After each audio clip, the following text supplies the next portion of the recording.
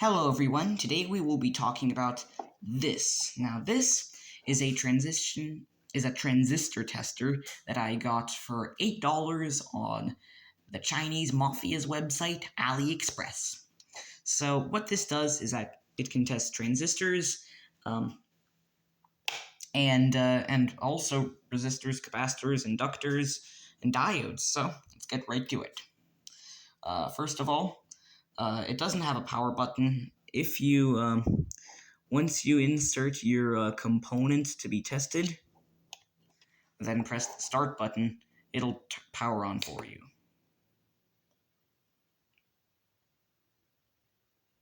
And tested, and this is a 10 ohm resistor, and we got a resistance of exactly 10 ohms.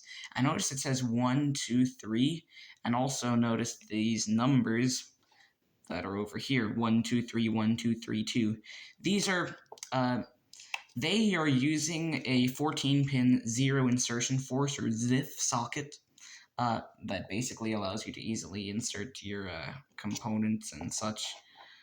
But and I'll also notice that it shuts down over a period of time.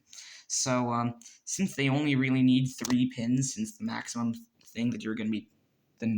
number of pins that you're going to be testing is 3 for transistors of any kind, like this MOSFET here. They just decided to wire everything up like this, and I'm not totally sure what this KAA part is over here. Also notice that it says, please discharge before testing. That's because if you have a big capacitor that can store a lot of, it can store a decent amount of energy like this one, which is 1000 microfarad, 25 volts, you would want to discharge it just by shorting it across a metal object like a screwdriver. Of course, this capacitor isn't charged, but if you had one that was charged, you would need to discharge it, otherwise it could damage the meter. And speaking of capacitors, let's try that. So I need to find, what's the smallest capacitor that I have over here? Aha, there you are. So let's just stick in this capacitor between pins 1 and 3. Then test. Tell that it's capacitor with 26 picofarad. And this is supposed to be a 22 picofarad capacitor, if you can see its tiny label. And can also do more reasonable values like this one, which is supposed to be 100 microfarad. So let's just stick this into the slots and test. Can tell that it's 93.65 microfarad, pretty close to 100 microfarad. There's this voltage loss thing, I'm not sure what that is, and it also has ESR, or equivalent series resistance, which is just the parasitic resistance in series with the capacitor, and it's 0.34 ohms, which is pretty decent. An ESR over 1 ohm would be pretty bad. Let's try a bigger capacitor. So we have this huge one that I just mentioned, and it's quite bulky, but it can fit in there. And test.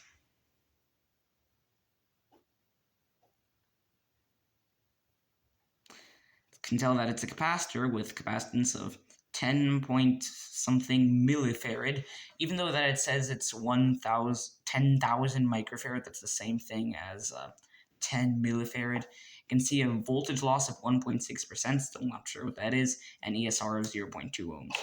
So that's good. Let's try a diode. Let's see if I can find a diode somewhere like this one. So let's stick it in between pins 1, not 1 and 1, 1 and 2.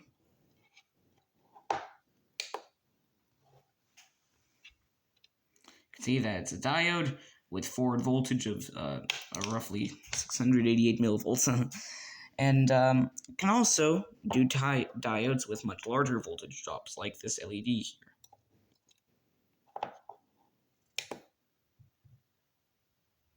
And you can see that it also tests the LED by blinking it, which is probably just what it does in the testing process, but it can also indicate to you if the LED is still good or not. And you can see the forward voltage of this yellow LED is 1.79 volts. And that's for LEDs. Now for inductors, while I don't have a set of coloring inductors, I do have a big roll of wire that I have. And if I just stick it into the slots, like between 1 and 3, if I can get it all correct. And then test. You can tell that it's an inductor with an inductance of 0.19 millihenry, or about 200 microhenry, and a series resistance of 1 ohm. Let's move on to transistors. So here is an N-channel MOSFET, so let's try that one out. So, N-channel MOSFET, threshold voltage 3.87 volts, gate capacitance 1.46 nanofarad, and resistance when on 0.7 ohms. 0.7 ohms is actually pretty bad for a MOSFET.